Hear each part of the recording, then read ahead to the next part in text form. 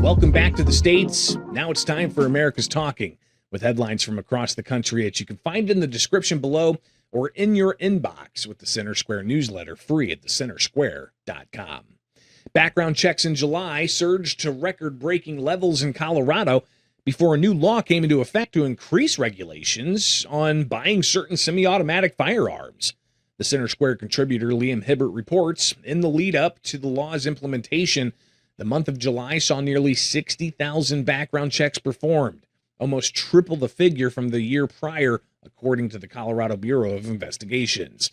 Colorado does not track firearm sales, but background checks are required for firearm sales. Opponents of the state law, they call it unconstitutional, while supporters argue it would keep some of the most dangerous weapons out of the wrong hands. Now, in the lead up to its implementation over the weekend, gun owners rushed to purchase firearms before the new restrictions went into place. Now, the law was pushed back in 2025, but it did not go into effect until August 1st. The law concerns semi-automatic firearms, specifically those that use detachable magazines.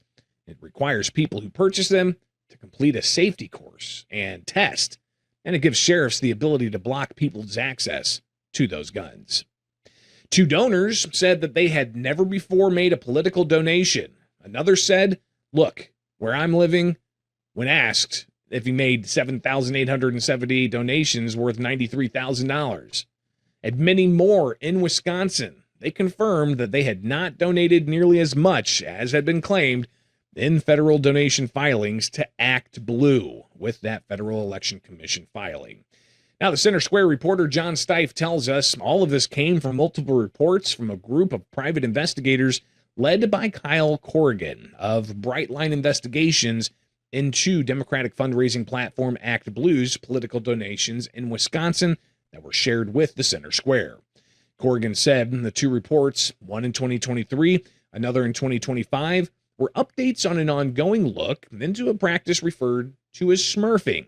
And that's where the group's accused of attributing more donations and higher dollar amounts to individual donors than they can actually give in the process, and it could shield other donors from complete transparency. Now, Corrigan wrote in his recent report that the donations could be qualified as both identity theft and money laundering. He wrote that the prior claims were sent to the Door County Sheriff's Office in 2023, but they were not investigated. Within a wave of new Illinois laws signed late last week exist some which may impact Illinoisans' pocketbooks, including further regulations on Medicare drug prices. Other laws will allow rideshare drivers to unionize and ban ICE detention centers from being built in some parts of the state. Now, the Center Square Illinois reporter Sean Reed reports Governor J.B. Pritzker announced late Friday he signed more than 75 bills from the Illinois General Assembly's spring legislative session. Among those signed are bills that put in places new guardrails around the federal 340B drug program and requires a departmental study of the federal 340B drug program to determine how it's working for Illinoisans. Another measure signed, HB 5090, this is the Transportation Network Driver Labor Relations Act, and that will allow many Illinois-based drivers for apps like Uber and Lyft to unionize. HB 5024 would prevent the construction of new immigration and customs enforcement detention centers in certain places, and that was also signed by the governor.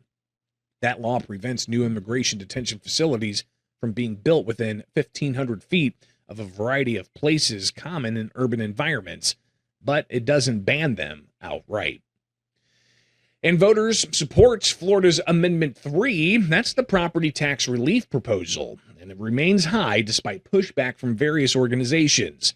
The Center Square contributor Marilee Gasser reports a poll released this month shows 74% of respondents support the proposal to significantly reduce or eliminate property taxes on homestead residences. Now, this proposal needs just 60% of the vote in Florida to pass.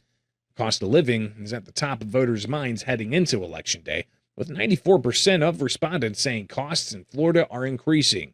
And when asked what they felt was the primary driver of housing affordability issues, 15% said property taxes. Another 20% blamed insurance rates, and 19% said it was property insurance. Now, if passed, Amendment 3 would increase the homestead tax exemption for non-school taxes to $150,000 in 2027 and $250,000 in 2028. Passage of the amendment will reduce local revenue by nearly an estimated $12 billion annually, according to the Florida Policy Institute. Now, the wide support from voters stands in contrast to multiple organizations that have spoken out in opposition to the property tax relief proposals. We'll be watching that story closely.